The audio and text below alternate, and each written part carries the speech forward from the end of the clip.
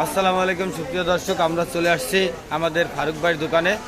সে একটু সমস্যা ক্রাইসিসের মধ্যে চললে কি হবে, সে সুন্দর সুন্দর মাছ নিয়ে এসেছে আজকে। এই যে দেখেন, বড় চিতল দেশি সুন্দর ইলিশ আছে, বাইলে আছে, ট্যাংরা আছে। ওই তিনটা কি মাছ? বাটা মাছ। এইখানে এই যে সেও মাছ আছে, এই মাগুর কাটা, একাটা কি দেশি? দেশি কত করে একাটা? 1170। 1100। ইলিশ 750। ট্যাংরা কটা কত?